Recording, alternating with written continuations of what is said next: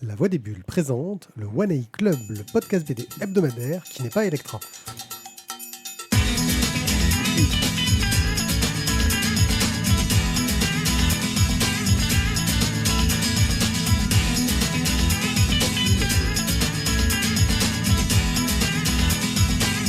Bravo.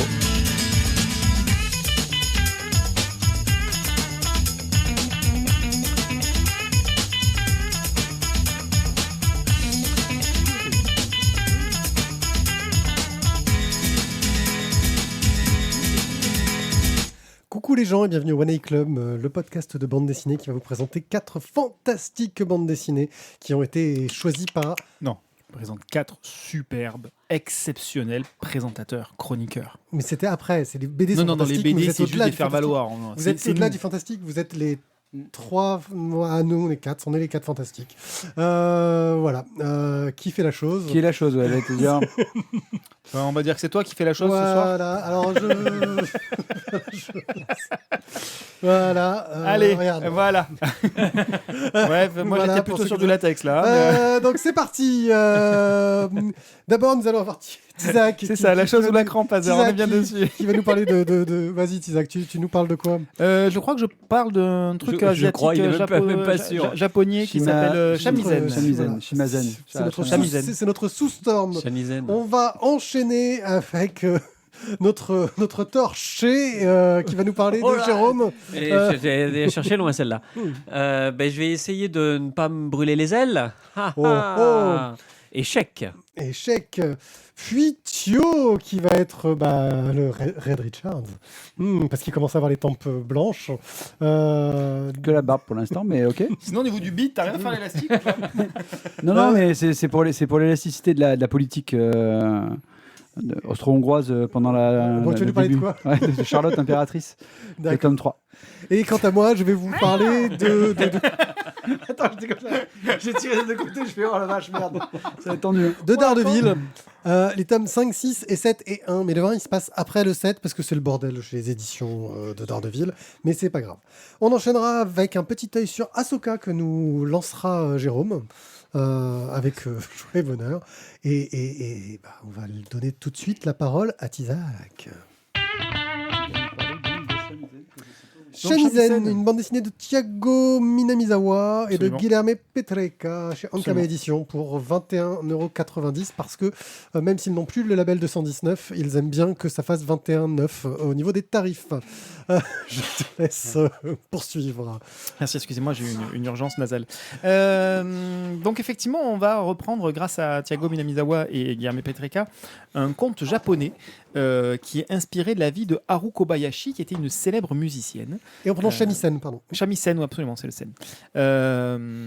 Donc on va être vraiment dans une ambiance de conte. On est sur quelque chose de très calme, de très lent, et la mise en illustration va confirmer tout ça. Alors, au niveau de l'histoire, on est dans une sombre nuit d'hiver et glaciale, et une femme dépose un bébé devant la maison d'un vieux joueur de shamisen, qui est un instrument traditionnel à cordes japonais, donc vous en avez sans doute déjà vu dans des films sur les estampes, etc.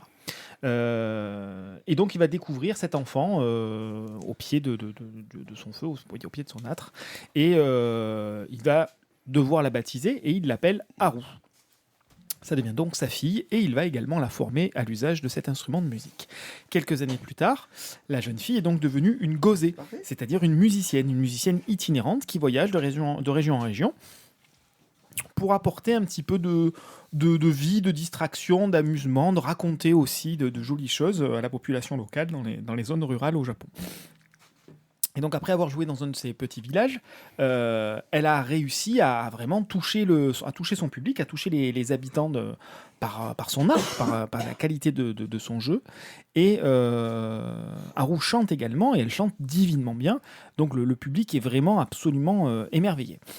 Elle décide de reprendre son chemin, elle part en forêt, et là elle rencontre une autre créature extraordinaire au sens premier du terme du folklore japonais, un kappa, qui est donc une créature qui est un petit diablotin, on va dire, qui fait vraiment plein d'exactions. Pardon, elle est aveugle, tu l'as dit? Pas Excuse-moi. encore, Non, il a pas dit. parce que c'est après. Bah non, elle est aveugle de Non, naissance. Je vais en Laisse-lui parler ses après. effets. Ah, pardon. Tu viens de lui briser son effet, là. Mais non, mais c'était hyper Mais important. c'était lui le tueur. Non, mais C'est voilà. après, mais non, elle est aveugle de naissance, c'est pas après. Non, mais moi, Tizak, après, il te j'en parle raconte, après. Tizak te raconte la fin au début et le début à la fin. C'est comme ça qu'il fait tout le Faites temps. chier, vous avez toujours pas compris. Putain, les mecs, ils sont lourds, quoi. Donc, Non, il y en a qu'un, on n'a rien fait aujourd'hui, nous. ouais, ok, ouais. Donc elle rencontre ce Kappa qui est accusé d'avoir enlevé des enfants, d'avoir pillé le village. Et donc, même en étant aveugle, tu vois, tu avais attendu 2 secondes, on y était.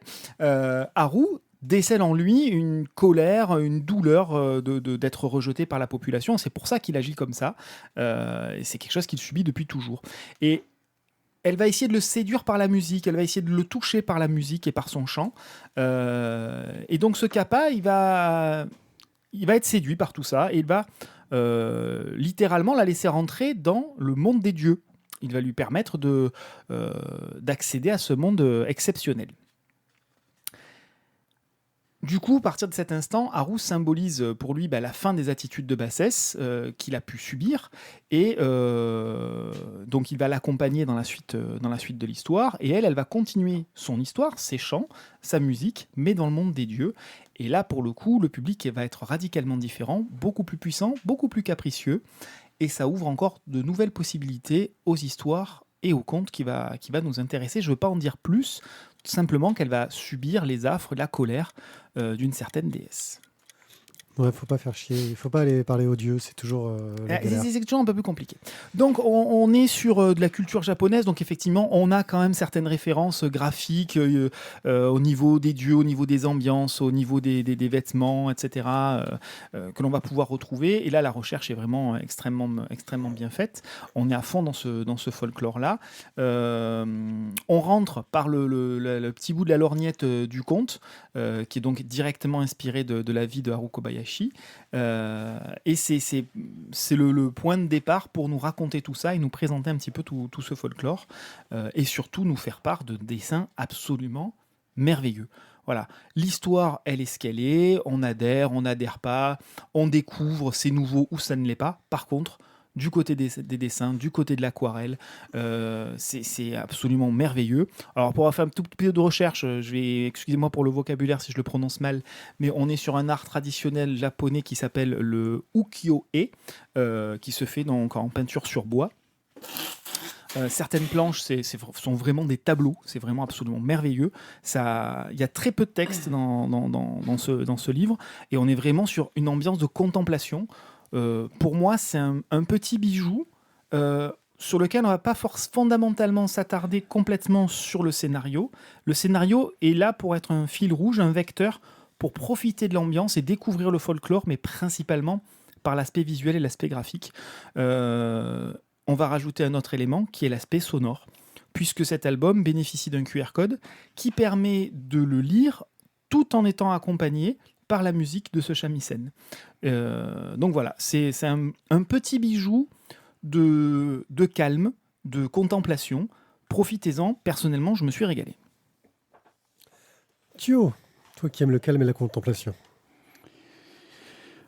J'étais particulièrement surpris parce que ça ne m'a pas sauté aux yeux tout de suite qu'elle était aveugle. Donc, Ouais, tu dis ça parce qu'elle a les yeux bridés ? non. pas Non, parce qu'en fait, tu ne Sortez-le, mais sortez-le, c'est impossible. Il arrive à parler bien d'un truc et il faut qu'il dise une connerie. Il- juste il- après. ouais, ça, si. Le Kappa dans Euh, l'histoire, c'est moi. Et donc, oui, écoute, moi, ça m'est pas. C'est après en lisant à la fin que tu réalises voilà, que c'est une sorte de. Ah, c'est à la fin que tu as découvert. Oh putain, allez vous faire foutre, quoi. Oh, les boulets, quoi. Non, vas-y. Non, mais j'ai mal compris ce que tu avais dit. Vas-y. Non, parce qu'à la fin du livre, tu as donc une petite explication justement sur les joueurs de Shimansen. Et voilà, donc du coup, tu as plein de choses et qui te parlent justement du plus célèbre des Shimansen et ainsi de suite. Tu as plein de trucs dessus. Tu as un vrai petit documentaire à la Ouais, fin qui est vachement bien. qui est vachement bien parce qu'il t'explique beaucoup de choses. Donc, pour en revenir à l'histoire, avant de parler d'autres documentaires qui étaient très bien, un petit peu comme à la fin d'un bon épisode des Mystérieuses Cités d'Or, tu vois, tu as C'est un vrai. petit documentaire Absolument. sympa. Il n'y avait pas Pichou, mais c'était quand même bien. L'histoire, je l'ai trouvée assez surprenante parce que je ne m'attendais à rien. Donc, du coup, je n'ai pu être que surpris. J'ai fait le voyage avec elle assez facilement. Et toi, tu parlais tout à l'heure, il y a environ 3 semaines de ça, d'une émission un peu feel-good. Tu sais, des BD feel-good où tu sens une bonne atmosphère, une bonne vibe. Et ben voilà, je trouve que Shimansen, c'est un peu ça. Shamisen. Shimansen. Écoute, il est tard. Hein, je suis fatigué. Un 5e point. Et j'inverse mes lettres. Alors on a été sympa. On a pas repris de suite. Et je pose un E, ça fait lettre contre triple. Mais honnêtement, il y a que le H qui rapporte. Hein, parce que sinon, au Scrabble, t'as pas beaucoup de lettres qui rapportent des points là-dedans. Ah ouais, si tu passes sur un mot contre triple, ça sert à rien. Voilà, ça. Du coup, voilà, vraiment, non, bien. Et je trouve que le dessin est très léger, Très délicat, ouais. très délicat. Il y a beaucoup de finesse, quoi. Et c'est bon, joli truc. Simple. Jérôme ? On n'a pas dit que les auteurs sont brésiliens, c'est important. Ouais. C'est important parce qu'il y a une forte communauté japonaise en Amérique du Sud, ce qu'on ignore souvent. Et pourquoi ? Parce qu'il y a eu une forte immigration japonaise en Amérique du Sud. Merci. Bravo. Non, mais je pensais que du coup, tu avais un truc à nous dire. La France, c'était plus loin. Tu t'es dit, non, mais voilà, c'est notre archiste. Vas-y, inonde-nous de ton savoir. Il y avait une promotion sur les Zodiacs. Tu style, tac, c'est comme dans Flagey, tu vois, t'as la touche de savoir qui nous tombe dessus. C'est ça. Et Non, ben là, mais, rien. non. C'est une immigration qui a lieu au 19e siècle, ça c'est certain. Maintenant, pourquoi ? Sans doute parce qu'on est comme sur l'immigration irlandaise qui est partie aux États-Unis au 19e siècle. Il y a eu une famine au Japon et ils sont partis, non pas en Chine, parce que la Chine c'est l'ennemi. Ne pas oublier quand même que le Japon, la Chine c'est l'ennemi. Oui, Ça a toujours été. Ça n'a pas changé. Et donc, du coup, on partait de l'autre côté et on est allé s'installer en Amérique du Sud. Même si c'était un poil plus loin. C'est génial parce que tu traverses quand même le globe entier pour y aller. Hein. Tout petit peu plus loin. Ouais, un poil. Donc, et un des deux auteurs a été, si j'ai bien compris, plus ou moins élevé dans une de ces familles japonaises. Qu'est-ce que c'est beau ? Ouais. Enfin, franchement, voilà. C'est hyper beau. Il y a des planches qui sont extraordinaires de beauté, de poésie, de délicatesse. Enfin, voilà, c'est juste une tuerie. Aussi bien sur le noir et blanc que sur la couleur. Absolument. Absolument, avec un crayonné, avec une... Enfin, autant sur le dessin que la mise en couleur. Et, alors, juste un petit truc. Moi, j'ai pas compris qu'en fait, le Kappa l'envoyait dans le monde des dieux. En fait, il lui donne accès au monde divin. Ça veut dire qu'elle continue à se balader dans le monde des hommes, mais elle voit les dieux qui s'y baladent aussi. C'est ce que j'avais compris aussi. D'accord, moi je l'avais perçu comme quoi elle rentrait dans le monde des dieux. Mais... Non, non, je suis d'accord. Elle accède. En fait, elle les voit se balader, elle les voit en action. Et c'est justement parce qu'elle les voit en action et que du coup, elle fait des petites. Voilà. Et qu'il y en a qui sont un peu soupolés. Oui, gravement. Et on a déjà parlé longuement de toutes les qualités de cet album, mais on va revenir quand même sur la qualité du dossier documentaire et de l'édition. Très belle édition, dos carré toilé, magnifique. Et très joli dossier documentaire qui est ni lourd ni trop léger, qui est juste comme il faut. Voilà, franchement, merci de m'avoir fait découvrir ce bel album. Mais tant mieux, merci à la librairie, nos chers libraires. Ça s'appelle À la comment BDRI. cette partie-là ? 2e et 3e de couverture ? Absolument. Oui, Et C'est exactement voilà. ça. Même cette partie-là est parfaitement bien traitée. Enfin, il y a rien à acheter, quoi. Le papier, enfin tout. Voilà, un vrai chef-d'œuvre. Moi, j'ai trouvé que c'était. J'irai pas jusqu'au chef-d'œuvre. J'ai trouvé que c'était magnifique. Oui, en C'était, termes de voilà, beauté. oui, de beauté. C'est un très bel objet. C'est très très beau. On est dans la fable. Qui est intéressante, mais qui m'a touché sur la forme, mais pas sur le fond en fait. Voilà. Et c'est vrai que sur une fable, si t'es touché que par l'un et pas par l'autre, ça accroche moins. Donc moi, ça m'a plu. Hein, je veux dire, j'ai passé plus de temps à regarder les planches qu'à essayer de comprendre ce que ça racontait en fait, parce que mon intérêt était vraiment dans le dessin. Et la fable qui racontait derrière était un peu secondaire. Et puis parfois, j'avais l'impression que je manquais de références culturelles. J'en avais quelques-unes. Je savais que les kappas étaient j'ai oublié le nom, des petits démons japonais. Oui, voilà, je savais que les kappas étaient kami. J'en reconnaissais quelques-uns.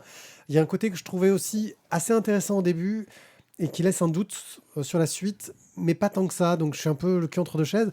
C'est qu'au début, on se rend compte qu'elle imagine les gens qui l'écoutent sous les traits sous forme de petits pictos. sous les traits de Camille. Tout à fait. Ouais. Et donc tu te dis, il y a peut-être une sorte de sa vision d'aveugle lui fait voir les choses d'une certaine manière. Donc peut-être que ce qu'on va nous raconter après, c'est juste son point de vue à elle. Mais très vite, tu te dis non, elle a vraiment accès aux dieux, machin chose. Et je me dis, mais alors pourquoi nous avoir montré, tu vois, ce sort de décalage un peu étrange au départ? Parce que le décalage, c'est comme ça qu'elle arrive à percevoir qui est vraiment le Kappa et qu'est-ce qu'il ressent réellement. Ouais. En fait, elle est sur l'empathie complète, c'est-à-dire que quand en face, Oui, mais elle voit tous les gens comme des Camille. même humains, qui se comportent mal et qui ressentent de mauvaises choses, elle le ressent aussi. Et le Kappa, qui lui est totalement Yokai. bouleversé. Merci Camille, c'est Les des dieux yokai, aussi. les yokai, c'est les, Ouais. c'est les dieux. C'est les dieux des montres. C'est les... Yokai Watch. Allez, donc les yokai, c'est les dieux qu'elle rencontre justement par la suite. Donc Non, elle, c'est les Kami, les dieux. Les yokai, c'est les créatures. Les Kami, c'est les dieux. Les yokai, c'est les créatures. Moi, j'étais sur l'inverse, mais bon, Voilà. peu importe. Toujours est-il que ces pictos, c'est juste pour te montrer qu'elle accède à qui est la personne. Elle les ressent. Elle sent les vibrations, elle sent ce qui dégage. voilà. Et c'est pour ça qu'elle sait que le Kappa n'est pas si mauvais que ça. Bon, après, juste pour finir, mais écoutez, allez utiliser le QR code et écoutez la musique, mais honnêtement, moi, c'est pas ma tasse de thé. Hein. Franchement. Ah oui, non, c'est je l'ai pas japonais, écouté. hein, c'est une culture. Hein. C'est culturel. Je l'ai écouté, quelqu'un qui dormait à côté de moi pendant que je lisais. Et moi, je pense que c'est très compliqué pour nous, occidentaux, qui ne sommes pas habitués à cette musique traditionnelle, à lire l'album en écoutant ça à côté. Mais voilà, pour autant, c'est... Voilà. Moi, je l'ai fait aux toilettes avec les écouteurs. C'était bien. Ronald propose que le shamisen, c'est un félin à moitié calme. C'est pour ça qu'il vaut mieux qu'on prononce bien et qu'on dise shamisen. J'adore Randall. Voilà. Ça, c'est, voilà. Vous voyez, comme quoi bien prononcer les choses, c'est important. Donc, c'était Shamisen de Thiago Minamizawa et de Guilherme Petreka chez Ankama Édition. Mais l'autre moitié, c'est quoi, alors, du coup 90. Elle est où la deuxième moitié du chat? À toi, mon cher Jérôme, tu vas nous parler d'Échec, qui est sorti chez Grand Angle, scénarisé, dessiné et colorisé par Victor El Pinel, pour 24,90 €. Tout à fait. Alors, Enfin, il a été payé plus, j'espère. C'est le prix de la BD, 24,90 €. Vas-y. Non, mais c'est rien, il se fait des blagues tout seul. ok, donc c'est... Alors là, pour le coup, c'est un petit peu volumineux quand même. C'est un peu plus volumineux que ce que moi j'ai l'habitude de chroniquer. Ouais. D'habitude, je laisse ça à mon voisin de gauche. Samir est bénévole dans un EHPAD où il rencontre Madame Dubois, dame acariate qui refuse de quitter sa chambre et dont la passion sont les échecs. Elle accepte, après moult tergiversations, de lui apprendre ce jeu auquel Samir n'a jamais joué. Et de cette rencontre et de leur partie naît l'histoire de qui est racontée dans cet album. Alors, l'intérêt principal et le tour de force de cet album, qui est quand même un peu complexe à résumer, il faut bien le dire, c'est la forme de narration que prend le récit. Chaque leçon d'échec donnée par la pensionnaire se trouve illustrée par une tranche de vie de personnages saisis dans leur quotidien. Toute une série de petites histoires vont ainsi s'introduire entre les échanges des deux joueurs et vont illustrer la leçon de Madame Dubois. Et chaque personnage dont on raconte l'histoire va incarner une pièce du jeu d'échecs. Nous allons ainsi découvrir au cours de la lecture un couple qui ne se parle plus, une musicienne, un jeune sportif qui s'appelle Vincent, un employé de l'EHPAD, un autre, Renaud, Julie, une photographe, Marion qui est en instance de divorce, ou encore Mathieu, célèbre acteur célibataire mais malheureux en amour. Tous ces individus, un peu perdus, cabossés par la vie ou en recherche d'autre chose, s'apparentent soit aux pions, aux fous qui ne se croisent jamais, aux cavaliers, libres mais fragiles, au roi, solitaire, ou encore à la tour, forte mais coincée en début de partie. Dans quelle mesure chacun d'eux va-t-il jouer un coup qui va changer sa vie ? C'est là tout l'intérêt et l'enjeu de cet album hors norme, un peu déroutant franchement, mais dont les choix, les rebondissements font écho à de véritables tranches de vie contemporaines. C'est là où, honnêtement, l'auteur réussit quand même un certain tour de force, avec des descriptions des relations humaines à travers le prisme des échecs, qui s'avère réussi et crédible jusqu'à l'ultime fin d'une histoire aux multiples entrées, où tout prend sens et se connecte dans les dernières pages.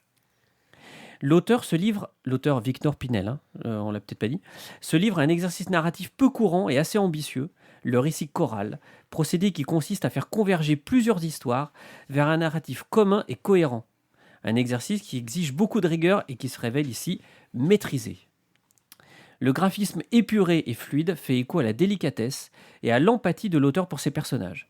Les couleurs douces accompagnent l'ambiance des récits avec émotion et justesse. Messieurs, qu'en avez-vous pensé ? Vas-y, commence, mon cher Ati. Alors, très brouillon au démarrage. Je ne savais pas trop où est-ce qu'on allait nous amener. Pour être tout à fait honnête, je suis reparti sur la couverture après avoir fini de lire l'album. Et là, j'ai compris la couverture de manière un peu plus nette. C'est-à-dire qu'on nous présente un personnage ici, qui est donc Samir, en l'occurrence. Samir, en l'occurrence, qui est donc le fameux gamin qui va jouer aux échecs dans l'EHPAD.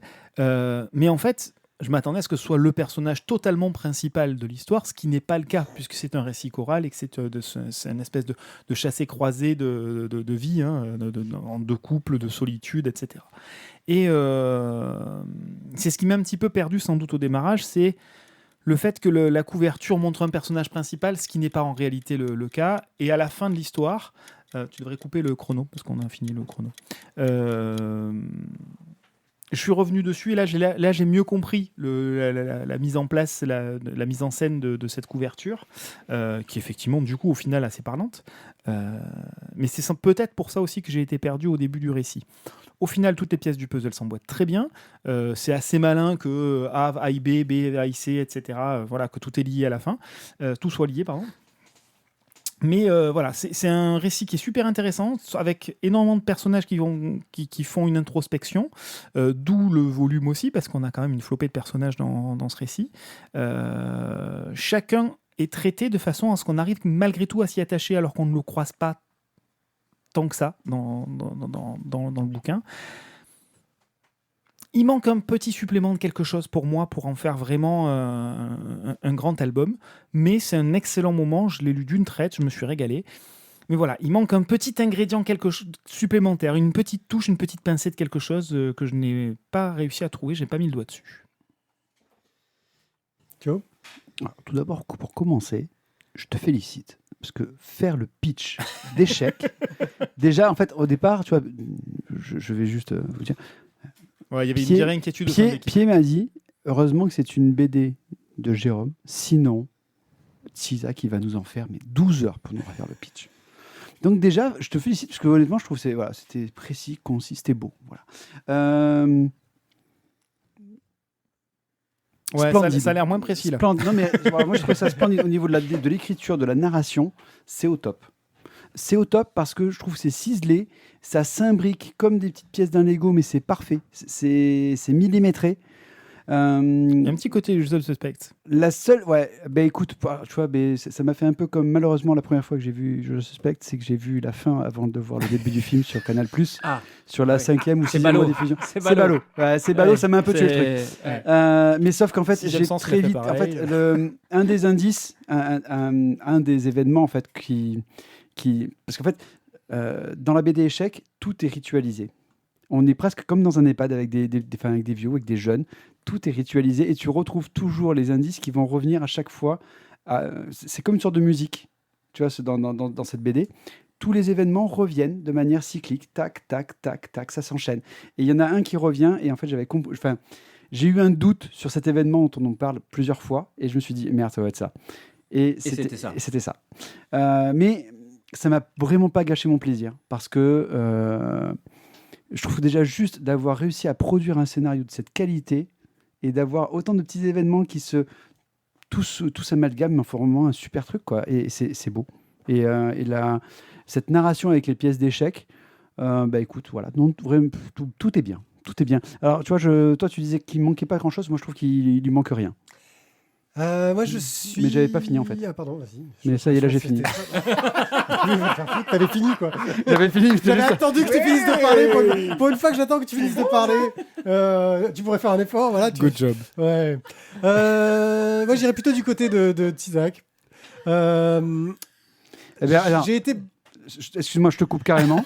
Mais regarde, tu vois les blancs, les blancs ont choisi, tu vois, les noirs ont choisi. Voilà. Donc moi j'irais plutôt du côté de Tizak. Nous sommes des fous ce soir, des fous qui ne se croisent pas. J'ai beaucoup aimé la lecture.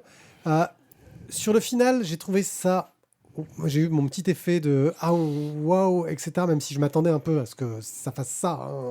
Au final, non, mais que tout se recoupe, que tout soit lié, c'est quelque chose auquel je m'attendais. Il y a un petit twist pour que ça tienne, etc. Et sur le coup, j'étais un peu bluffé par le waouh, c'est impressionnant. Et puis après, j'ai réfléchi, je me suis dit, oui, non, c'est une très belle construction, c'est bien foutu. Mais c'est pas si complexe que ça dans la construction. La déconstruction était intéressante, mais la construction était pas si complexe que ça à y réfléchir. Donc, si tu y réfléchis un petit peu, c'est moins bluffant que ça n'en a l'air en première lecture. Quand même. Je te donne mon point de vue. Mais après dire que la construction c'est moins difficile que ça. Malheureusement, j'ai dû faire un petit peu pareil que. J'ai pas tourné les pages. Vas-y, en fait. quoi. Oui. Ah non, mais je suis d'accord. Mais je te parle d'un point de vue scénaristique. Je te parle juste que le côté, si tu te remets tout en linéaire, c'est pas si complexe. La façon dont il a déconstruit et qu'il a fait qu'on aille chercher les indices, c'est ça qui était plus complexe.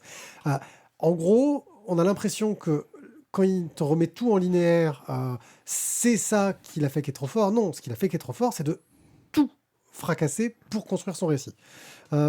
Ça marche bien. Donc en fait, c'est énorme. En fait, tu nous dis qu'on a eu tort pour dire qu'en fait on avait raison. Mais je vous dis pas que vous avez eu tort. C'est ça qui est. Je vous donne mon point de vue. C'est trop fort. Je dis pas que vous avez eu tort. Je vous donne mon point de vue. On dit la même chose, mais sauf qu'en fait, il veut dire de manière différente pour dire que lui, il a vu autrement. Parce qu'on n'a pas tort, on n'a pas tout à fait raison. On n'a pas tout à fait raison, en fait. Quoi qu'il en soit, moi j'ai trouvé que c'était une belle histoire, que c'était bien fait, qu'il y avait des portraits de personnages qui étaient intéressants. Ça mériterait sans doute une relecture, mais il y a un truc qui fait que ce final, la façon dont il est amené, dont il est narré, je sais pas, j'arrive pas à mettre le doigt sur le truc qui fait que ça aurait été à la perfection. C'est ça, c'est le côté, dans la façon dont la révélation est faite, peut-être, ou dans la façon dont on arrive à la révélation. Mais je vois pas comment il aurait pu faire autrement. Mais moi non plus. Mais c'est pour ça que je dis que j'aurais pas réussi à mettre le doigt dessus. Mais il y a des éléments magiques quand tu regardes certains films ou tu lis certains bouquins avec ces révélations avec un effet waouh à la fin. Là, il n'y a pas l'effet waouh. Donc, je ne sais pas où ça coince de ce point de vue-là. En tout cas, ça reste quand même un très bel album. Il y a un vrai travail là-dessus. Il y a plein de parties pris scénaristiques au niveau du graphisme, etc. Donc, c'est quand même du très très bon boulot. On passe un très bon moment. Échec aux éditions Grand Angle de Victor Elpinel pour 24,90 €. Si vous voulez nous soutenir, vous faites comme Matt Descaches, Chevonne, Warloff, Stéphane, Cobal et Boob, que je n'ai pas félicité lors des 2 dernières émissions, de nous soutenir. Et oui, je me suis perdu dans le fil. Tu vas pouvoir le rajouter. Voilà, oui, je pourrais. On fera un générique défilant comme ça, moitié à l'horizontale. Ouais, moitié à l'horizontale, et on chantera Joyeux anniversaire dessus. Oh putain. Moi, j'étais sur Star Wars, il est sur Club Dorothée. Chacun ses génériques écrits en jaune. Chacun ses génériques défilants écrits en jaune. Voilà, vous pouvez nous soutenir en allant sur Tipeee, tipeee.com, ouais, c'est ça, slash la voix début. Comme. Ouais, non, je voyais plus mon écran là avec mon micro devant. Voilà, ça nous permet de faire des chouettes participations comme on l'a fait au Festival Podcast il y a quelques temps. Ça nous permet de passer. Je dis que c'était génial, mais autant c'était nul. En fait, on ne sait pas encore. Suspense. Il y a un problème de construction encore temporelle. Ça nous permet aussi de renouveler notre matos, de payer notre hébergement et de faire que ce podcast soit gratuit pour qui le veut. Et c'est déjà pas mal. Et sur ce, Ça y est, Charlotte Impératrice, le tome 3, scénarisé par Fabien Nury, dessiné par Mathieu Bonhomme et colorisé par Pabidule. Je crois que c'est Mathieu Bonhomme. C'était écrit le running gag des bidules. Non, de Delphine Chedru. Voilà. Delphine Chedru, je t'en prie. Dans Charlotte Impératrice, nous suivons donc l'histoire de Charlotte de Belgique, qui a eu la joie d'épouser Maximilien. La joie. La joie au départ, si. Au départ, il était roi d'Italie ou archiduc d'Italie, je sais plus. Finalement, comme il a fait un peu de la merde, son frère lui a dit tu te casses, hein, et il l'a envoyé du coup au Mexique. Dès le début, Charlotte a senti qu'avec son mari, ça allait être compliqué. Elle s'est très vite sentie très très seule. Voilà. Elle a très vite compris que lui avait bien compris qu'il pouvait aller coucher avec qui il voulait, qu'elle, finalement, il fallait qu'elle reste un petit peu sérieuse. Parce qu'elle était très droite au début. Comment ça au début ? Au début. Donc, on se retrouve au Mexique. Maximilien, comme il n'a pas été très doué pour diriger en Italie, il n'est pas très doué non plus pour diriger au Mexique. Donc, du coup, il se casse. Il fait un petit peu la tournée de, on va dire, pas des tavernes, parce que donc, visiblement, on fait que la tournée des lavoirs désormais. Donc, il a décidé de faire la tournée des lavoirs et de s'amuser un peu à gauche, à droite. Et sauf que malheureusement, il faut quand même diriger le pays. Et c'est un peu sur les épaules de Charlotte que ça retombe. Donc, elle gère les affaires courantes. Elle essaye de gérer au mieux avec l'aide de son colonel, Alfred van der Smissen. Je ne sais pas si on est bon. Ouais, il doit être italien, lui. Ouais, ça va être ça. Sauf qu'en fait, quand on va dire, elle commence à gérer un peu le truc, Maximilien revient. Et là, il décide de nous faire des coups de Trafalgar sur coups de Trafalgar et il envoie du bois. Il a décidé, il a fait ça bien. Comme en fait, elle veut pas coucher avec lui parce qu'a priori, quand même, il a la syphilis, ce en quoi je conçois qu'elle elle rechigne un petit peu. Pas d'effort. Hein. Il fait pas d'effort, ouais. Un peu trop regardante, je crois. Donc, il va décider d'adopter. Avec, on va dire, un petit peu d'humiliation pour sa femme, parce qu'en fait, elle n'y est à peu près pour rien. Et ils vont adopter, d'ailleurs, je crois, 2 enfants au Mexique. Et en fait, c'est même alors, c'est pas dans la BD, hein, mais en fait, là où Maximilien est trop fort, c'est qu'en plus, il envoie Charlotte prendre les gamins chez les gens chez qui il les adopte. C'est-à-dire que c'est elle-même qui va les retirer à leur propre mère. C'est ça qui est bon. Tu vois, tu te dis, le gars, il est en place. C'est bien l'histoire, toi. Mais en fait, parce que Charlotte, après on en parlera, parce qu'il faut attendre le tome 4 pour arriver vraiment à la fin qui est la plus glauque. Et moi, j'adore Mais parce que pourquoi tu le dis, tu connais déjà toute l'histoire. Donc, du coup. Quand il dit ça, il a un grand sourire. Non, mais c'est chelou. Hein. C'est chelou, ouais. Non, mais c'est très chelou, mais alors, on pourrait faire même un autre podcast sur les affaires policières, un truc comme ça, on pourrait faire avec Charlotte. Si tu veux. Donc, Charlotte va devoir se résoudre à valider plein de choses que va faire son mari Maximilien. Les événements, on va dire, s'accélèrent au Mexique. Avant, on était sur une sorte de statu quo. Les Mexicains ne supportaient pas Maximilien et ils ne le considéraient pas comme leur roi, certes, ou leur empereur, parce que lui, c'est comme ça qu'il se nomme. Mais ça passait à peu près parce que la France avait toujours son support et mettait, on va dire, son armée au service de Maximilien. Sauf que Napoléon III réalise quand même qu'a priori, ça lui coûte quand même beaucoup de cailles. Et que, ramener ses troupes en Europe, ce serait quand même plus intéressant. Donc, les Français lâchent Maximilien. Les révoltes sont de plus en plus nombreuses. Et Charlotte, elle, est de plus en plus seule parce que désormais son mari, en plus donc déjà de ne pas coucher avec elle, elle a un petit peu, on va dire, répudié en disant que c'est à cause d'elle en fait qu'il n'a pas de descendance parce qu'elle est infertile. Elle va... je sais pas, on va continuer. Non, je ne vais pas raconter plus d'histoires. Après, il y a plein d'événements intéressants et elle fait plusieurs voyages dans le Yucatan et tout. Et les personnages qui vont mettre au milieu, je trouve c'est super intéressant. Fabien Nury a un scénario qui est, je trouve, génial parce qu'il arrive vraiment à mêler le côté tragique du personnage de Charlotte tout en ayant un côté romantique au personnage. Les différents liens qu'elle va nouer avec le colonel, avec son confesseur, le père Raphaël, les petits cliffhangers, les petits... tout fait que tu as une ambiance qui est vraiment au top. Mathieu Bonhomme a un dessin... voilà, Mathieu Bonhomme, quoi. Ça devient un adjectif, quoi. Ça devient un adjectif, okay. Quoi. C'est précis. Tu as des passages où justement quand tu as les combats ou quand tu as l'attaque d'une des diligences à un moment donné dans l'histoire qui est vraiment... c'est dynamique, c'est beau, c'est propre, c'est précis, c'est top. Et les couleurs qui sont données par donc, Delphine Chaudru, tu vois, je me rappelle le nom. Je trouve mettre bien l'ambiance sur ce Mexique et sur... Pardon, attaque de moustique. Mettre bien l'ambiance, je trouve, sur le mosquito mexicain, qui est donc vraiment bien agressif et qui te met vraiment une super ambiance. J'avais été un peu limité, je trouve, un peu déçu par le tome 2. Je trouve que le tome 3 remet un gros coup de boost. Sachant qu'il y aura donc on attend le tome 4, je pense que ce sera la fin parce que là on arrive au moment où les Français se retirant. Non mais les Français se retirant. Non mais ça va. Les Français se retirant. Charlotte doit partir en Europe pour demander de l'aide à Napoléon et aux frères de Maximilien.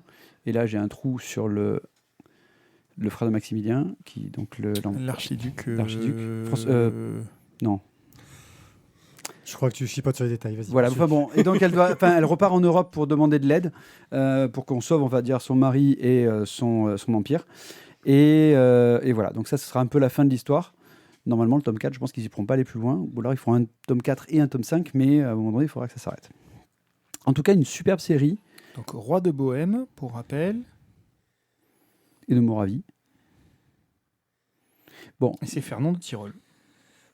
Ok, voilà. Donc, qu'en avez-vous pensé ? Effectivement, ça remet un petit coup de boost. Je suis d'accord avec toi. Et sur le dessin, j'ai du mal à me positionner sur le dessin en lui-même. J'ai du mal à me positionner même sur les couleurs, alors qu'il y a un gros travail sur les couleurs. Moi, je dirais surtout, c'est les cadrages. Il est très très fort là-dessus. L'utilisation de la planche, mais l'utilisation du cadrage dans chaque vignette. Il est très très fort là-dessus et je trouve que c'est ça qui dynamise l'ensemble. Même sur des scènes statiques d'échange de courrier, ça marche et on s'ennuie pas. Voilà, donc c'est un album qui est vraiment une réussite et je suis d'accord avec toi. Le 2, je me suis dit bon, voilà, je vais peut-être un peu commencer à me faire suer. Et en fait, celui-là est vraiment très très bien. Donc effectivement, j'attends la suite avec grande impatience. Jérôme. Je suis désolé, moi j'ai pas aimé. Ah ben voilà, il est là le garçon à contre-courant, il est là.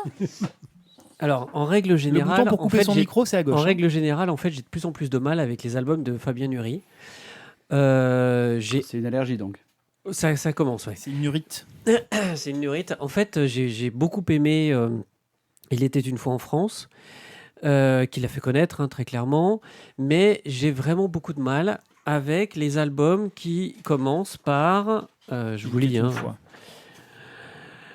Avertissement. Bien qu'étant inspiré de faits réels, cette histoire n'en demeure pas moins une fiction. Les incidents authentiques, les suppositions et l'invention pure sont ici librement mélangés. Les personnages historiques côtoient des êtres composites et d'autres entièrement imaginaires. Moi, j'avoue que ça me les brise menu. Voilà. Soit on fait de la fiction, soit on fait de l'historique, mais cet entre-deux me gave. Donc, voilà, à un moment donné... T'as l'impression que c'est de la flemme de recherche historique ou... Non, c'est qu'en fait, voilà, on prend un fondement... Je vais y revenir. On prend un fondement historique, quel qu'il soit. Là, en l'occurrence, c'est l'histoire de Maximilien Ier du Mexique. Et on brode autour une histoire en mettant des personnages, historiques ou pas. Et puis, on construit un truc dans un contexte censément historique. Voilà. Donc non, en fait. Si on veut faire découvrir une période, un événement, on peut prendre des libertés. Mais à un moment donné, il faut savoir quelle marge de manœuvre on se limite. Et on ne peut pas faire tout et n'importe quoi. Et en l'occurrence, ce qui me dérange, c'est que je ne sais pas ce que Fabien Nury prend comme liberté. C'est pas qu'il en prend, c'est que je ne sais pas quelle liberté il a pris. C'est comme les ferrets de la reine, quoi. Il y a un doute toujours. Et voilà, en fait, il instaure un doute sur la véracité de ce qu'il raconte. C'est de Da Vinci Code. Et moi, ça me fait chier. Donc, voilà, soit tu y vas, mon gars, et tu dis c'est de la fiction et on passe un bon moment, et si on veut savoir exactement quelle est l'histoire, on se renseigne. Soit tu prends quelques libertés mineures, et honnêtement, tu n'es pas obligé de mettre cet avertissement en préambule qui met un doute sur l'ensemble de ton récit. Et si tu prends quelques libertés sur les costumes, sur les tenues, sur les boutons de manchette, on s'en fout, et ça pose pas de problème. Enfin bon, voilà, à un moment donné, il faut savoir ce qu'on veut. Au-delà de ça, l'histoire de Maximilien Ier du Mexique est hyper intéressante. Vue par le prisme de Charlotte de Belgique, c'est vraiment super intéressant parce que, c'est une conquête qui est extrêmement méconnue, dans laquelle la France a été beaucoup impliquée, a investi énormément d'argent en espérant avoir des retours, et finalement on s'est cassé la gueule et on s'est pris les pieds dans le tapis. Donc c'est vraiment une période qui est intéressante parce que méconnue. Et je trouve que... Alors, peut-être qu'il faudrait tout simplement supprimer ce préambule d'avertissement à l'entrée de l'album. C'est tout. Je ne vois pas pourquoi Fabien Nury le met, en fait. Moi, je vois, mais vas-y. Après, c'est à peu près historique. C'est un peu comme Champignac, finalement. En fait, si tu veux, c'est le à peu près historique qui peut choquer. Et en fait, tout le débat est là-dessus. C'est le fait d'être à peu près enceinte. Tu vois. Non, mais Et tout le problème est là sur Champignac, pour Jérôme. il compte. D'ailleurs, réécoutez la précédente émission. Et on parle de Champignac, on a tous beaucoup aimé autour de cette table. Et à un moment donné, je dis, moi, c'est le type de BD historique que j'aime bien. Parce que, justement, contrairement à d'autres, on sait ce qui est historique et ce qui ne l'est pas. Voilà, moi, Champignac, je sais que c'est un personnage imaginaire. Mais la nana qu'il rencontre et qui va développer le planning familial, c'est historique. L'implication des États-Unis dans le planning familial, c'est historique. Et les raisons pour lesquelles ils le font, c'est historique. Mais c'est brodé autour d'un personnage qui est complètement imaginaire et ça fonctionne très bien. Là, je ne sais pas. Voilà, elle a une amourette avec son général. C'est vrai, c'est pas vrai. Colonel, c'est vrai, c'est pas vrai. J'en sais rien. Il va y avoir une présentation du Mexique à l'exposition universelle. C'est pour cela aussi que Charlotte retourne en Europe. Est-ce que c'est vrai, est-ce que c'est pas vrai? On ne sait pas. Voilà, ça nécessite après beaucoup de recherches finalement, ou alors il faut mettre un petit dossier documentaire à la fin, ce qu'ont fait certains albums historiques, en disant, voilà, ça c'est vrai, ça c'est pas vrai. Je saisis pas parce que j'ai l'impression que, en gros, il te dirait pas qu'il y a une partie réelle et une partie pas réelle au départ. Ça te choquerait moins. Je le prendrais pour un album clairement historique. Et donc, mais pour le coup, tu te ferais avoir parce qu'il y a une partie qui l'est pas. Et ça te choquerait moins. Parce qu'en Après, fait, en réunion ou en dîner, tu vas raconter des conneries. Parce qu'en fait, tout dépend de la marge de manœuvre qu'il prend avec la réalité historique. Et aujourd'hui, on ne le sait pas. Moi, ce que je trouve intéressant, c'est qu'il construit une fiction en se basant sur des faits historiques qui te prévient et que si t'es intéressé, t'as qu'à aller voir plus loin, quoi. Tu dis le truc. Je saisis pas où est le blocage. Il n'y a pas de souci. Ouais, non, Non, mais je vois ce que tu veux dire, Ouais, mais parce que moi, je connais des personnes, c'est l'inverse. mais après, je dirais que je pense, de ce que j'en sais, dans les grandes lignes, il y a quand même une trame qui est quand même à peu près historique. Après, certes, sur tout ce qui est son amourette, son amitié avec le père qui serait en fait un... Bon, voilà. Là, je pense que oui, là, tu rentres dans la fiction parce qu'en fait, on ne sait pas tout le détail de ce qui s'est passé dans sa vie. Mais tu as quand même les grandes lignes et juste, il essaie... Moi, j'ai l'impression que c'est un petit peu comme quand tu regardes Sissi, quoi. Sissi, il y a des choses qui sont historiques, il y a des choses qui ne le sont pas dans... Ah bon ? Ouais, des choses qui ne sont pas, ouais. Elle était pas aussi cool que ça, quand même, Sissi, quoi. Tu vois ? Non. Ah, moi, je te dis, hein, c'est pas que ton point de vue me surprend, parce que je connais des gens qui ont le point de vue totalement inverse. J'ai une amie qui a lu Da Vinci Code et qui a détesté parce qu'elle savait pas ce qui était vrai et ce qui était faux dans Da Vinci Code. Tu as une amie qui a lu le Da Vinci Je l'ai lu aussi, c'était pas terrible. Moi, j'ai pas aimé. Mais elle a pas aimé parce qu'elle n'arrivait pas à savoir ce qui était vrai et ce qui était pas vrai. Et alors que bon, il y a quand même des choses un peu flagrantes qui sont pas vraies dans Da Vinci Code, hein, quelques-unes. Mais il y a des parties, oui, effectivement, voilà. Et elle, ça l'a énervé pour ça. Et toi, elle aurait eu un préambule qui lui dit il y a des choses vraies et des choses pas vraies. On vous invite à vous renseigner en allant lire tel livre sur lequel on s'est inspiré, mais on l'a pas dit. Voilà, ça, elle aurait préféré. Alors que toi, au contraire, j'ai l'impression que c'est bloquant d'avoir cet avertissement. Je trouve ça, deux points de vue totalement... après, est-ce que c'est pas... quelque part, justement, Mignoni, il n'est pas dans la volonté historique. Il est un scénariste de bande dessinée, donc du coup, il va forcément créer de la fiction. Oui, mais à ce moment-là, mon côté historien aimerait que, mais comme ça se fait dans d'autres albums, hein, à la fin, tu as un petit dossier documentaire. Déjà, ça pourrait être hyper intéressant, parce qu'honnêtement, sur cette expédition, on n'en apprend quand même pas grand-chose. On voit cette expédition et cet empire éphémère du Mexique par le petit bout de la lorgnette. On voit pas du tout quelles sont les implications des États-Unis là derrière, quelles sont les implications du Brésil, des différentes puissances européennes, alors qu'il y a des vrais enjeux politiques. Et honnêtement, il y a une partie de l'histoire du monde qui a pu jouer au Mexique à ce moment-là. Donc, un petit dossier documentaire à la fin n'aurait sans doute pas été superflu, en disant, voilà, là, sur telle partie de l'histoire, on a pris un peu de liberté, mais voilà la réalité historique, quoi. Moi, on parle plus d'histoire. Le Maximilien qui rentre avec ses lunettes de soleil. Oui. Honnêtement, c'était énorme. C'est Maximilien Superstar. Oui. Il rentrait comme un prince, quoi. Il rentrait, excusez-moi les gars. Moi, ce moment-là, ça m'a fait penser à la version Will Smith des Mystères de l'Ouest. C'est pas faux. Alors, tu sais quoi, Tu moi, vois, moi, ça le, me fait- décala- petit le côté- décalage au niveau des costumes, il était, pour moi, c'était Ouais. la même chose. C'est un peu la même région en plus. C'est un peu- mais- La Marie-Antoinette avec ses baskets. Est-ce que, juste pour savoir, Hmm tu as... Vous avez pas la ref? Non. C'est Sofia Coppola. Ah oui, voilà. Tu as vu... Le film de Sofia oui. Coppola, mais pas- Marie-Antoinette. Tu as vu Fargo ou... Oui. Oui. Ouais, tu sais par quoi ça commence le film? This is a true story.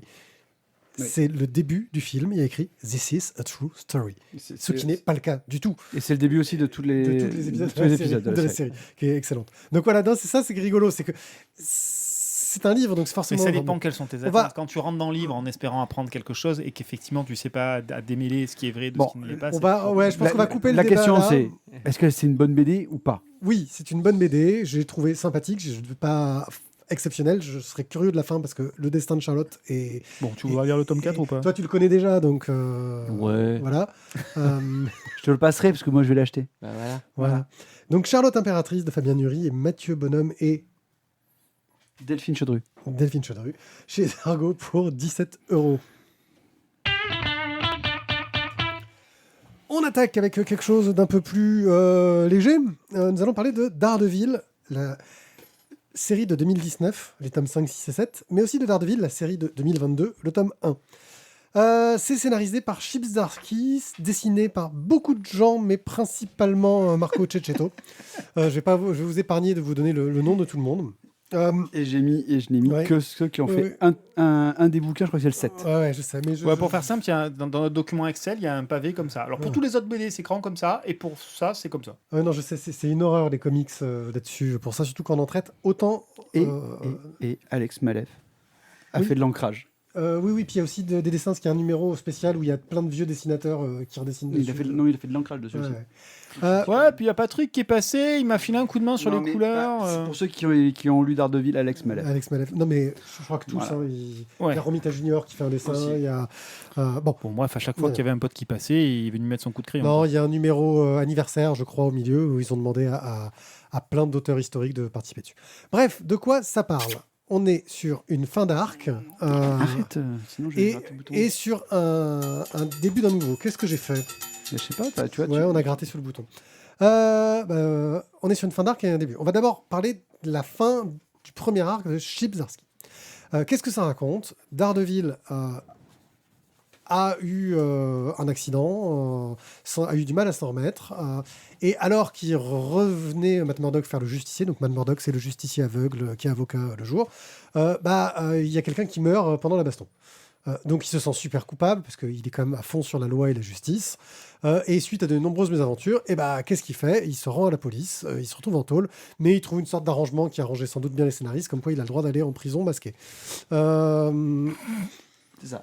C'est le truc. N'importe Nawak. C'est le truc au moment où tu dis bon, suspension voilà, on va dire que La c'est pas suspension de grave. crédibilité, c'est passé. Voilà, c'est passé. Dès que t'as passé ça, ça va.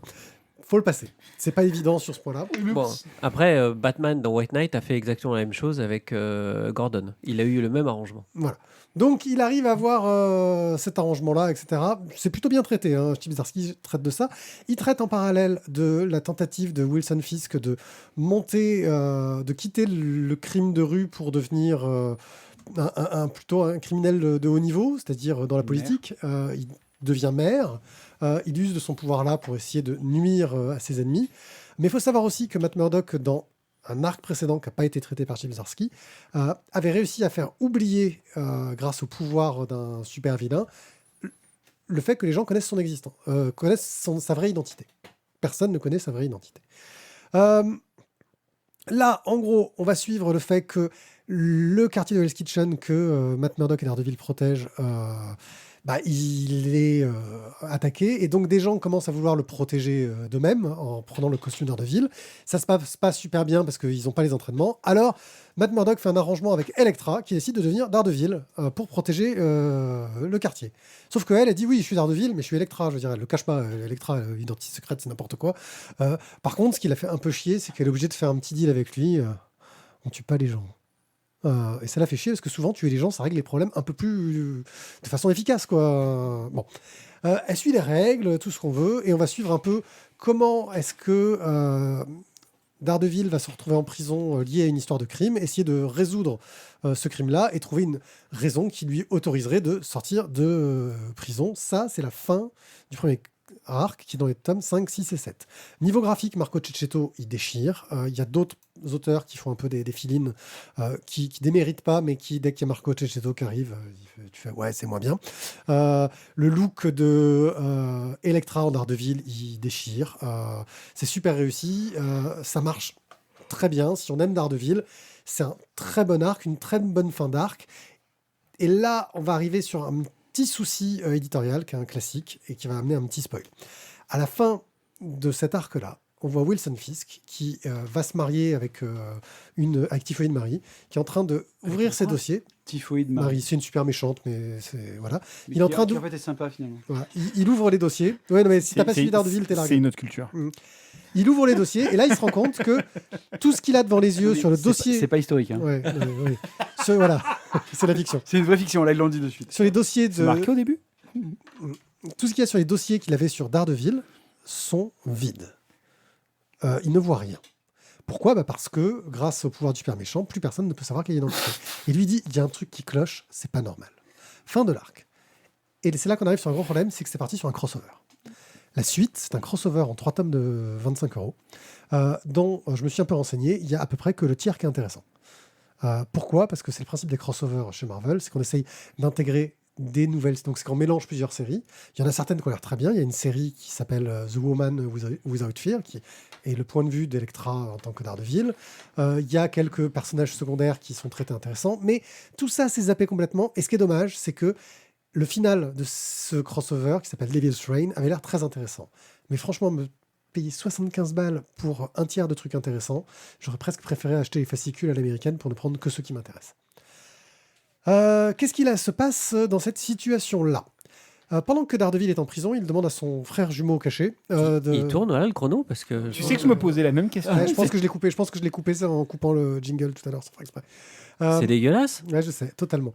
Le dictateur du Mexique. En gros, il se retrouve à avoir son frère jumeau qui est un petit arnaqueur, qui prend sa place, qui se fait passer pour Matt Murdock pour qu'on ne croit pas que Matt Murdock c'est Daredevil, tu vois. Et sauf que Wilson Fisk arrive à retrouver l'identité de Daredevil et décide de faire tuer Matt Murdock. Sauf que Matt Murdock, c'est pas Matt Murdock, c'est son frère qui a pris sa place. Il en profite en parallèle dans l'histoire pour que le Punisher devienne le grand chef de la Main, qui est une organisation secrète de ninja tueurs dans l'univers de Marvel. Voilà. Et on démarre là avec le nouvel arc qui va nous raconter comment Daredevil et Elektra vont tenter de refonder un ordre qui s'appelle le Point Rouge, qui est un ordre qu'ils ont trouvé dans un vieux manuscrit qui te parle de vieilles légendes sur les grands conflits, les grands conflits entre la Main, qui est une entité à moitié magique, etc. Ils doivent créer un couple pour former le Point Rouge. Donc, Matt Murdock lâche sa copine parce qu'il aime bien lâcher ses copines. Il a toujours une bonne raison. Pour se mettre un peu par la force des choses avec Elektra, alors qu'il n'a pas forcément spécialement envie d'être avec elle, même si, bon, quand même. Mais pour passer le temps. Voilà, pour fonder un couple qui va pouvoir monter une armée. Et là, il fait appel à tous les gens qui sont autour de lui pour pouvoir lutter contre la Main. Je résume, c'est vraiment pour passer tout cet arc-là. Globalement, le travail de Chip Zdarsky est plutôt réussi, c'est-à-dire qu'il te raconte une histoire plutôt bien. La série est très prenante. Il y a juste ce putain de crossover au milieu qui te casse totalement le rythme et qui est dommage parce que la fin de l'arc est bien, le début de l'arc est bien et intéressant. Il y a vraiment de très bonnes trouvailles. Le look qu'ils lui ont donné à Daredevil, je trouve, entre le vagabond et le Daredevil, marche vachement bien. Ouais. Mais t'as ce gros trou au milieu. J'aurais bien aimé avoir genre un petit résumé, quoi, un truc en BD qui te raconte. T'as un résumé au début du tome. Ouais, mais t'as un résumé, mais t'as l'impression d'avoir raté la moitié des trucs et c'est dommage. Thio. Alors, difficile de faire plus long que pied, donc je vais faire très court. Hein. La prochaine remarque sur la longueur de mes chroniques, ça m'arrive pas souvent. Vous prenez une flopée de scuds. Mais là, je chronique 4 albums. Pourquoi vous Vous êtes deux. Vous êtes en face, vous êtes dans la team White and Black, Black and White Blues. Là, toi, t'es quoi Bon, donc du coup, je vais la faire courte. Le tome 6-7, fin de l'arc, vraiment bien. Vraiment très très bien. Le nouvel arc, je me dis pareil que quand ça a commencé avec Zdarsky. Est-ce que ça va être bien ? Honnêtement, pour l'instant, ça part bof. Donc voilà, j'attendrai la suite, comme d'habitude. Maintenant, effectivement, je t'avoue que j'étais bien dedans entre le 5, 6, 7. Et quand j'ai commencé le 1, même en ayant lu le petit résumé au début, je me suis ça te dit, fracasse tout. oh la vache, il manque des trucs quand même. Hein. Donc, c'est un peu dommage. Après, effectivement, chez Cheto, au niveau du dessin, c'est top. Voilà. Après, le bon arc, je trouve, c'est celui sur Zdarsky. Après, je dirais pour le suivant, en fait. C'est Zdarsky aussi. Hein, oui, mais attendez la fin de l'arc pour savoir s'il faut l'acheter ou pas. Ouais, c'est ça, c'est un peu ça. Donc voilà, vous voyez peut-être qu'un jour Panini fait comme ils feront de temps en temps, ils ressortiront un intégral de l'arc de Zdarsky. Allez, on passe à la suite. Voilà. Donc c'est les Daredevil, tome 5, 6, 7 et 1. À peu près 18 € le tome chez Panini Comics. Oui, je sais, c'est la loose. Un œil sur Ahsoka, une série Star Wars sur Disney+. Jérôme, que peux-tu nous dire donc sur Ahsoka ? C'est un casque. Elle a de belles tresses. Voilà. Aimes-tu le tentacule ? C'est ça ton intro ? C'est ça, elle est pourrie. C'est ton lancement ? Non, là j'étais en train d'essayer de gagner du temps parce que je il voyais que tu meublait. étais en train d'en chier. Je meublais tout ce que je pouvais parce que tu n'étais pas prête du tout en fait. Mais pas du tout. Il était en train de se réveiller de Daredevil. 2 secondes, hein, voilà. Ahsoka, c'est Ahsoka Tano. Alors, on l'a vu dans un certain nombre de BD, mais en particulier aussi, si vous suivez, dans la guerre des clones. Jedi survivante de la destruction du temple Jedi sur Coruscant par Anakin Skywalker. C'est surtout l'élève d'Anakin, la padawan d'Anakin Skywalker. Donc c'est une mini-série en 8 épisodes. 8 épisodes de 40 minutes, 35 minutes avec le générique. Donc c'est vraiment axé autour d'elle, mais surtout de sa relation avec sa padawan mandalorienne, Sabine Wren. Et l'histoire, c'est que donc on est sous la Nouvelle République et on parle du retour du grand amiral impérial Thrawn. Vous savez ce que ça veut dire, Thrawn ? C'est de l'écossais et ça veut dire. Ah merde, je savais. Voilà. Mais oui, je savais. C'est ce qu'on appelle un super blanc de merde. Je cherche. Ouais, vas-y, je sais que ça vient de l'écossais. Un gros blanc. Là. Ouais, non, mais c'est con parce que Vous savez je l'ai pas vous noté. savez ce que je sais de super intelligent ? Et ben moi non C'est pour plus. ça qu'il est bleu. C'est pour ça qu'il est bleu avec les yeux qu'il est rouges. écossais. L'écossais ? Oui, Si, c'est Brevard. c'est ça. Non, c'est parce que le drapeau écossais est bleu du con en fait. Putain mais. Oh la vache, c'est bon quoi les rêves toi. Alors du coup, on est sur une série qui est basée sur l'opposition d'Ahsoka, Ahsoka et de Sabine, avec un binôme de Jedi rebelles ou renégats, Baylan Skoll et sa padawan Shin Hati. Au début de la série, en fait, ça commence. Le problème, c'est que moi, j'ai trouvé que la série commençait un peu bizarrement parce que tout de suite, on nous pose un cadre finalement qu'on aurait aimé voir se dérouler. Donc, Ahsoka a fait prisonnière une générale impériale. Elle lui vole une carte impériale, une carte stellaire sur laquelle serait indiqué l'emplacement de l'exil du général, de l'amiral Thrawn. Et on se demande d'ailleurs, du coup, pourquoi, alors que la carte stellaire était aux mains de l'Empire, pourquoi l'Empire s'en est pas préoccupé avant. Mais tout ça, finalement, c'est une histoire de femmes. On a Ahsoka, on a Sabine Wren et on a Hera Syndulla, qui est une générale de la Nouvelle République. Et en fait, l'histoire va s'axer autour de ces 3 femmes-là. On va pas spoiler tout. En pratique, ils vont retrouver le général. Le général va lutter contre Ahsoka et sa Jedi et sa Padawan, pardon. Et au milieu de tout ça, Baylan Skoll et sa Padawan Shin Hati qui eux aussi vont lutter contre Ahsoka et sa Padawan Sabine Wren. Très clairement, on passe un bon moment, mais sans plus. C'est pas la série Star Wars de l'année. En même temps, y a-t-il une série Star Wars de l'année ? Si, il y avait... Mando. Mando était pas mal. Et puis, il y avait le... Andorre. Andorre. Mais si, le Mandalorian, il est pas mal quand même. Je suis Andorre Mando.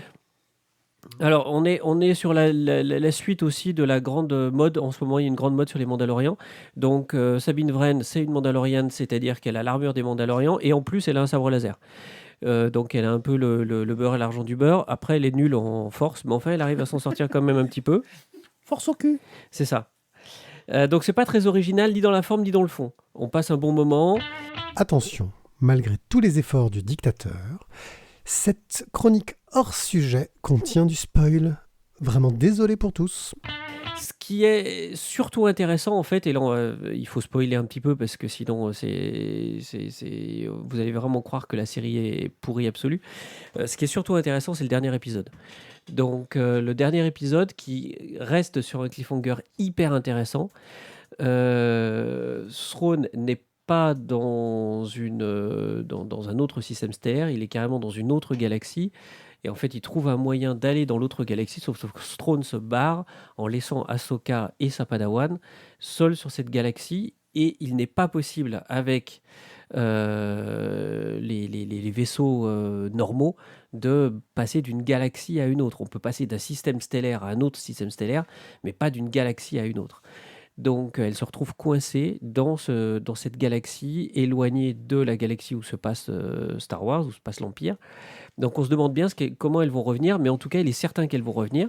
Et puis, il y a ce binôme-là qui est très intéressant, ce binôme de Jedi renégats, Baylan Skoll et Shin-Hati, qui ne sont pas si chaotiques, si manichéens que ça. Baylan Skoll, là, il est sur cette planète et il se dit qu'il se passe quelque chose sur la planète. Finalement, ils y restent aussi. Je me permets de te couper Vas-y. parce qu'on a Randall quand même qui nous dit attention au spoil parce que là, ça pousse loin. Ouais, le but, c'est quand même de donner envie de regarder la série, Ouais, pas mais de il faut- raconter la fin. il faut- en fait. Mais c'est compliqué, Parce effectivement. que j'aimerais bien la il faut voir, regarder, mais et il faut moi, voir- j'ai réussi à me boucher les oreilles. il faut mais- voir- il Je faut comprends voir. les deux points de vue. En fait, voilà, il faut voir la série pour le dernier épisode. Voilà. À noter l'interprétation unanimement reconnue de Baylan Skoll par l'acteur Ray Stevenson, décédé avant la diffusion de la série. Il est décédé en mai cette année et à qui la série est dédiée. Du coup, C'est le truc ballot quand même. C'est le meilleur du lot qui disparaît, quoi. voilà. Et du coup, on se demande bien qui va l'incarner pour la saison 2, vraisemblablement image de synthèse. Ouais. Mettrons Jar Jar. Ok, donc Ahsoka. Ils lui colleront un masque. Oui, c'est ça. Ouais, ils aiment bien faire ça chez Star Wars. Bon, perso, je l'ai trouvé peut-être un poil meilleur que ce que disait Jérôme. Il y a quand même des éléments qui sont super sympas. Retrouver les personnages de Star Wars Rebels, ça reste quand même super cool. Donc voilà, on peut y aller quand même en se faisant plaisir. On retrouve Anakin. Oui, alors après, voilà, il y a plein de petits trucs pour les fanboys. On retrouve Anakin, on retrouve la Force, on retrouve les petits fantômes, on trouve des petits personnages mignons qui sont attachants aussi. Voilà, c'est très bien. Ahsoka sur Disney+. Voilà, une série dans l'univers de Star Wars. Et j'ai réussi à me boucher les oreilles tout du long et apparemment j'ai bien fait. Non, mais non. Et si. Parce que la partie changement, Non, mais je veux pas en savoir plus. Changement de système Ouais, de c'est bon, galaxie, j'en ai c'est assez, normal. j'en ai assez. Donc, c'est fini. Merci pour avoir suivi cette émission. Sinon, ce serait pas si compliqué. Voilà, on se retrouve. Ouais, attends, non mais. Alors, juste, c'est le début parce que Ah, on suit C'est Star Wars. normal. On suit Star Wars Rebelle, ils vont chercher Ezra. Si t'as pas vu Star Wars Rebelle, je suis désolé, je peux pas. ah non, mais je Voilà. dis pas Donc, raconter la fin de. t'es obligé, ils vont chercher J'avais Ezra écouté. et ils savent qu'Ezra est à l'autre bout du monde, enfin de l'univers. C'est ça. Donc du coup, tu es obligé dans une autre galaxie lointaine, très lointaine, très lointaine. Sur un texte lointaine. qui défile comme ça. Sur un texte loin. qui défile comme ça, et c'est lointain, quoi. Il n'y a pas marqué Club Dorothée. Merci pour nous avoir écoutés jusqu'au bout. Sauf si vous ne vouliez pas de spoil, et tu vous mettras un entendez pas. warnage. Tant pis pour vous. Tu mettras un entendrez pas warnage. que vous cassez. Ouais, non, il faudrait éviter quand même de. Non, mais raconter il pouvait ça. pas faire mais différemment. là, c'est compliqué. c'est compliqué. Bah Là, alors c'est tu Sinon, racontes on pas, dit tu rien. choisis autre chose. Alors Il y a tu 8 choisis autre chose. épisodes. Mais non, tête de cochon. Non, là. non, moi je suis contre le spoil total. Ou alors tu mets en fin d'émission après le générique. On fait du Ouais, spoil t'as tout si tu raconté veux. sur Daredevil aussi. Hein. Ouais, bah non. Sauf que nous, on s'en fout. Voilà. Donc on se retrouve pour une prochaine émission très bientôt. Merci à vous de nous avoir suivis. La prochaine émission. Viens de à Castres. Le prochain live, c'est le 8 novembre. Non, c'est pas la peine, c'est fini, Castres. Sur celle-là, c'est fini Ouais, c'est fini déjà. Bah, vous auriez dû venir à Castres. Voilà. Suivez Thio sur Insta, Galerie de Mathieu. Moi, c'est sur La Voix des Bulles ou One sur à peu près tous les réseaux sociaux. Et sur ce, je vous dis ciao, ciao. Ciao. Bye bye, les gens. À bientôt.